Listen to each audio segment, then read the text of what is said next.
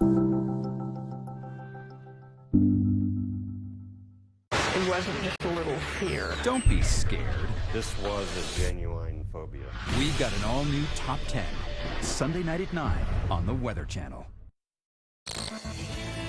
Here in Weather Underground, we've been following severe weather for you across North Dakota, including tornado warning in Ramsey County. We've also had some tornado warnings, Benson and Eddy County. Our Dr. Forbes has been monitoring these storms, and we actually saw a tornado that actually touched down. Yeah, we saw several this evening, yeah. And this most recent one produced two twin rope tornadoes, which, you know, maybe we didn't initially think that was going to produce anything right away, and lo and behold, it did. It tightened up very briefly and has weakened a little bit now. Usually these thin rope tornadoes, they usually don't cause a tremendous amount of damage, not particularly large. So they don't have a lot of things to hit usually. No, unless you have the very bad misfortune of that narrow tornado coming right over your farmstead. And what do you think moving forward for people in this part of the country? How long do you think the tornado threat will continue, and at what point does it maybe transition to a different severe mode? Well, the storms on this southern end of the line here are still individualized, so I think probably until 11 o'clock or so we're going to still have that threat. The wind shear is tremendous. It actually has increased compared to what it was when we started the evening.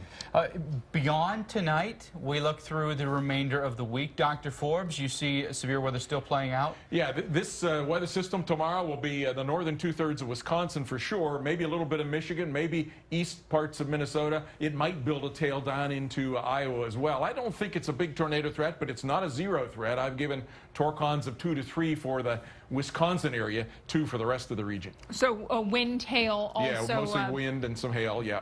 All right, so even as we head towards the end of the week, have to keep an eye out. But of course, we're staying live with you too. So should there be more tornado warnings, more severe weather across the northern tier over the next several hours, we'll be with you for that. Yeah, we're going to actually be with you all night long here on the Weather Channel because of a couple of very big weather stories that we're following you. Not to mention Hurricane Earl, which is just hours away from making landfall. Excuse me, here in Belize. And you can actually see some of the center looks like it's now starting to come on land, at least the cloud core of this, okay? Winds are at 75 miles per hour, pressure 987, westward movement at 14 miles per hour. So those are the latest stats.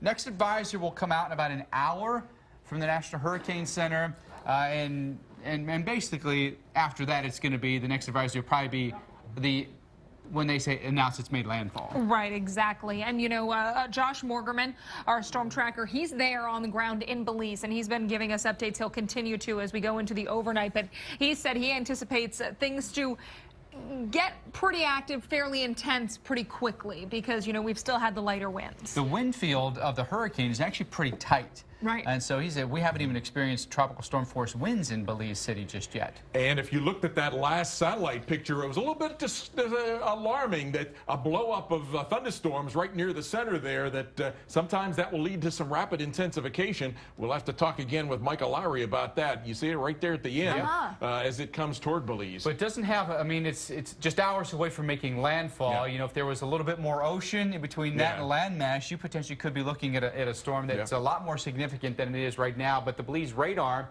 we've been able to access that, and you can see within the radar, at least you can see there's an eye that's formed in there, and this is probably going to come right over Belize City this evening. And of course, some of those heavy rain showers along with those stronger storms. So. And that actually, Dr. Forbes, a lot of people have been sending in their pictures. Ominous looking skies. Those are the thunderstorms associated with the hurricane. And they're going to see some more of them by the looks of that satellite picture. So don't send your hurricane pics to Michael Lowry. Send them to you because these are awesome shelf clouds and things like that. Yeah, and can't never totally rule out a tornado with this either, you know? Right. So a couple of threats here. You know, certainly some wave run up. We've already experienced that. We're going to get some water rise here, anticipating storm surge, especially right where the eye is and north of the eye, 4 to 6 feet here, and then a heavy rain event, even interior of Central America. Yeah, 5 to 8 plus, even up to a foot inches of rainfall. So we're talking about a lot of rain, even as you get well inland with this storm. There's a look. When you get up into the mountainous parts of Mexico, that elevation really helps to enhance the rainfall. So landslides could be an issue as well. All right, folks, so that is the very latest here on our severe weather this evening. I want to thank Dr. Forbes for being with us tonight, our hurricane specialist Michael Lowry as well. We're going to be with you live throughout the night tonight, live right through landfall and beyond of Hurricane Earl. Yeah, for all of us here at Weather Underground, thanks so much for watching. And we'll see you tomorrow. And remember, together, we know more. All right.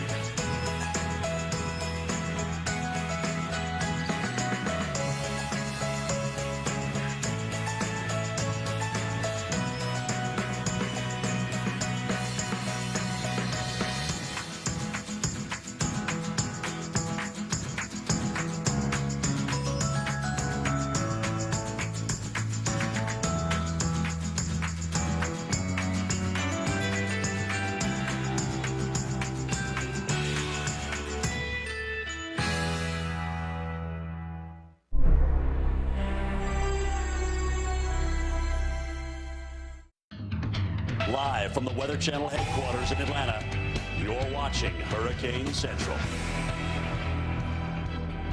And good evening. I'm meteorologist Sarah Dillingham. We want to welcome you to our special coverage of Hurricane Earl as it quickly approaches the Yucatan Peninsula. We've been watching this storm strengthen a little bit over the afternoon today. So right now here in the lab with me is hurricane specialist Michael Lowry. He has the latest on Hurricane Earl right now. Yeah, Sarah, this one closing in on Belize with 75-mile-per-hour winds, sort of the threshold for a hurricane, and should be making landfall here in the next 4 to 6 hours.